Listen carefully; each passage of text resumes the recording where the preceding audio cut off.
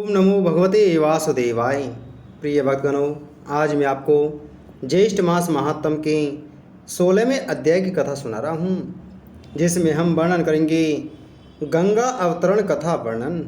स्कंद जी बोले कि हे विप्रों, इसके पश्चात राजा भगीरथ निष्कंटक राज्य कर अपने पूर्व पितरों के समाचार सुनकर अत्यंत उदासीन हो गए और समस्त राज्य तथा कोष खजाने को अपने पिता में राजा सगर के अधीन कर उनकी आज्ञा लेकर दारुण तप करने के निमित्त तपोवन को चले गए। श्री शिव जी को प्रसन्न करने के लिए निराहार रहकर स्थित चित्त से पंचाक्षरी विद्या ओम नमः शिवाय का जप करने लगे तथा 10 वर्ष पर्यंत दिन रात एक पैर से स्थित रहकर जल मात्र आहार करके तथा वायु पीकर तप करने लगे। इस प्रकार तप करते हुए जब राजा भगीरथ को बहुत समय बीत गया, तब भक्त वत्सल श्री शिवजी महाराज स्वयं वहां आकर प्रकट हुए। भगीरथ की भक्ति के वशीभूत होकर जब वर देने के लिए श्री शिवजी महाराज स्वयं वहां पर आए, तब राजा भगीरथ ने शिवजी को देखकर और प्रणाम करके उच्च स्वर में मधुर वचन बोले। भगीरथ कहने लगे, हे शिव शंभु, आपको नमस्कार है। हे सब सुखों को देने वाले, हे जगन्नाथ, आपको नमस्कार है। विश्व के सृजनहार रजोगुण स्वरूप आपको नमस्कार है।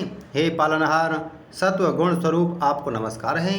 हे सबके पालनहार कर्मों के फलदाता, भुक्ति भोग्य पदार्थों और मुक्ति के दाता, मन कर्म वचन स्वरूप ब्रह्मीभूत आपको नमस्कार है। वायु को अंदर रोक कर ध्यानाशील योगी लोग जिस निरीह शंभु को देखते हैं, उन सदा शिव को सदैव नमस्कार है। स्कंद जी बोले कि हे ब्राह्मणों, इस प्रकार भगीरथ की स्तुति से प्रसन्न होकर शिव जी बोले कि हे राजन, हम तुमसे बहुत प्रसन्न हैं, तुम वर मांगो। ऐसा सुनकर राजा भगीरथ बोले कि हे शिव, यदि आप मुझ पर प्रसन्न हो तो मुझको आप दृढ़ भक्ति प्रदान करें और पितरों की विशुद्धि के लिए सिरदिदा गंगा जी को लाइए। शिव जी कहने लगे कि हे राजन, वह गंगा स्वर्ग में वास करती है। गंगा जी को यहाँ लाने की हम में सामर्थ्य नहीं है। त्रैलोक्य से वंदना किए जाने वाले श्री विष्णु भगवान की तुम वंदना करो। जिस उपाय से श्री विष्णु भगवान तुम पर प्रसन्न हो वही उपाय करो। वह प्रसन्न होकर स्वयं तुम्हारे पास चले आएंगे। हम उस परम गुप्त व्रत को तुमसे कहेंगे।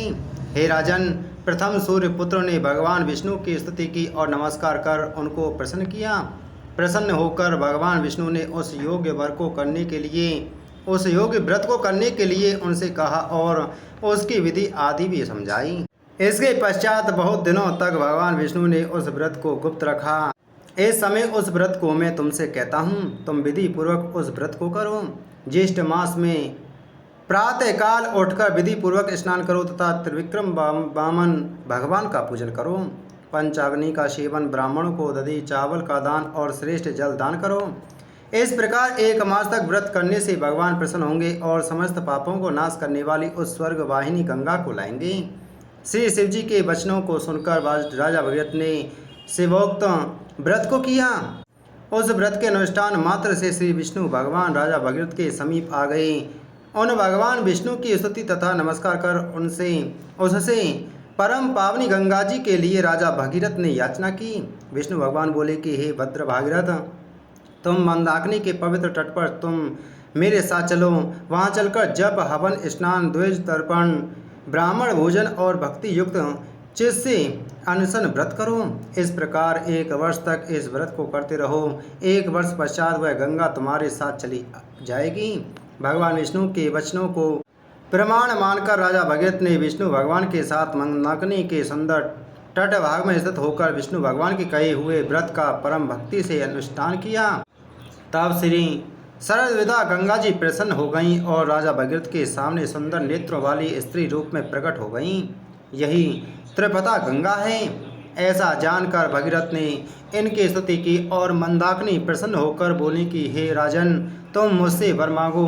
ऐसे वचन सुनकर राजा भगीरथ बोले कि हे भद्र, मेरे साथ पृथ्वी पर पितरों की मुक्ति के लिए चलिए।